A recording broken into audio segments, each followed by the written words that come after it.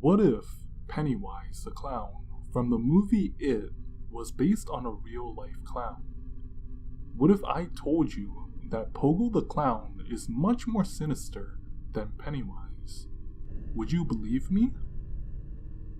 Anyways, remember to click that subscribe button for more content like this. Born on March 17, 1942, during World War II, John Wayne Gacy Jr. was the second child of a World War I veteran.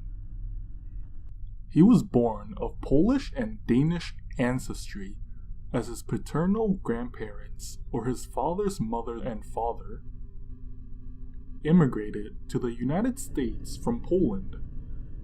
Due to John Gacy Jr.'s abusive, alcoholic father, he became very close to his mother and two sisters. Because of this, he would be teased as a sissy and a mama's boy. Even though John Gacy was often abused by his father, he never seemed to hate his father. Instead, he wanted to make his father proud of him even at a very young age. As a kid, Gacy was never active and didn't play sports due to a heart condition. This caused him to become overweight at a very young age, which in return became a target for bullying. When Gacy was 7 years old, he was caught sexually fondling a young girl, but on that very same year, he was molested by a family friend. As an average kid, he would help out at school like volunteer and run errands. However, in his 4th year at school, he started blacking out and falling unconscious. Not buying it one bit, his father would accuse him of faking everything to get attention or to have an excuse for his failing grades. There were times when Gacy's friends saw Gacy's father hit and beat him out of nowhere. When Gacy turned 18, he became a Democratic Party candidate. But due to the conflict and ultimately his relationship with his father, Gacy moved out and traveled to Las Vegas, where he found a job helping with the examination of dead bodies. During this time, he became strangely fascinated with the deceased. Oddly enough, it was his sense of dead bodies that encouraged him to move back to Chicago to be with his family and further his studies in business management. In September 1964, Gacy married his wife, Marlyn Myers. At this time, Gacy and his wife moved to Waterloo to manage his father-in-law's KFC chains that he bought. Gacy would receive $15,000 plus some shares of the profits earned. As the years went by, Gacy's wife gave birth to 2 children, Michael and Christine.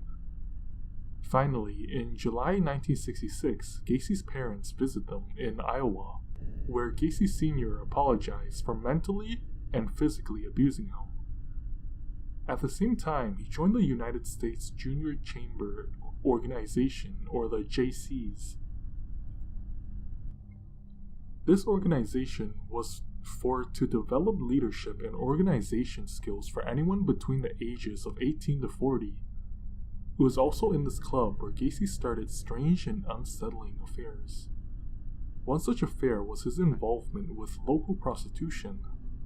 Furthermore, Gacy would use his positional advantage in the JC team to make sexual advancements to young members of the club. In August 1967, Gacy was charged with sexual assault. He promised his friend's son that he would show him pornographic films if he came over to Gacy's house.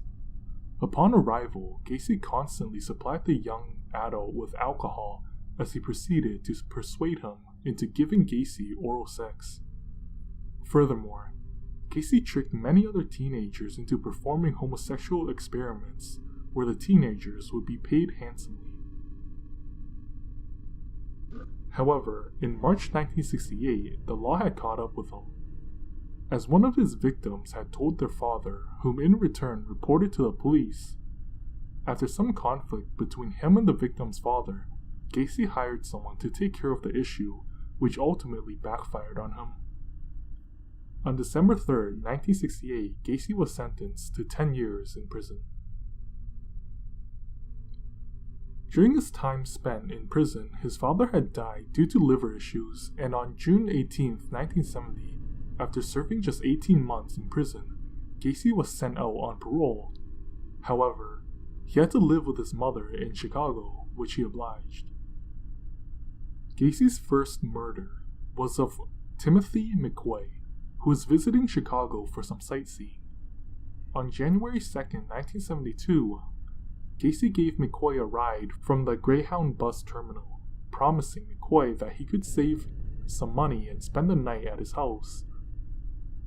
However, in the following morning, Gacy had stabbed the kid multiple times, claiming it was due to self-defense. He stated that early in the morning while he was still sleeping, he was startled when he heard his door open.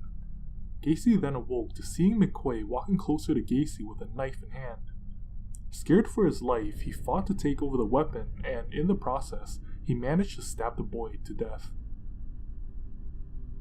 What made Gacy different from many other serial killers is the fact that he would often try and gain the victim's trust.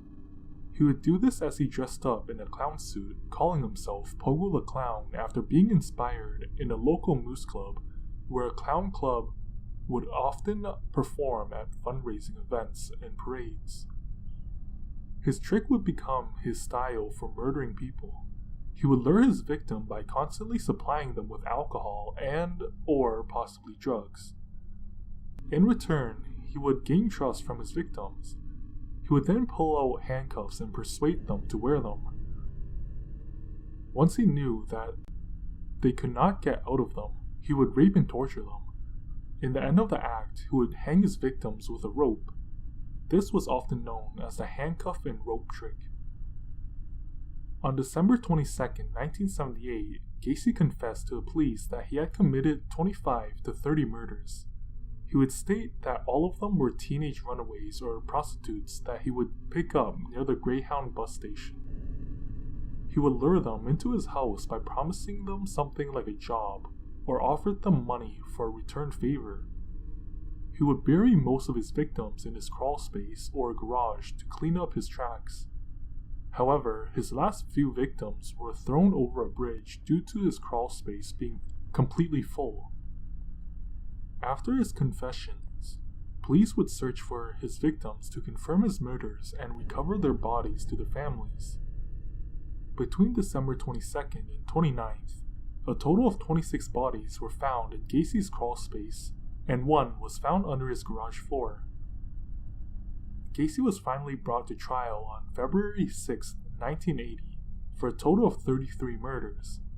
However, before that, Gacy had tried to convince doctors that he was mentally unstable and that he suffered from multiple personality disorder. Thus, he could plead for insanity. However, in the end, he was deemed sane and had full control over every course of his actions. He was executed on May 10, 1994 by lethal injection. Tell me what you guys think in the comment section below. Did he deserve death row? Or could it have been better if he lived his life in a cell? How do you feel about all the victims' families? Over 30 murders and the police could not track him. It's scary to think that he could easily have gotten away with all of them if he had not confessed to the murders. Why do you think he confessed? Until next time.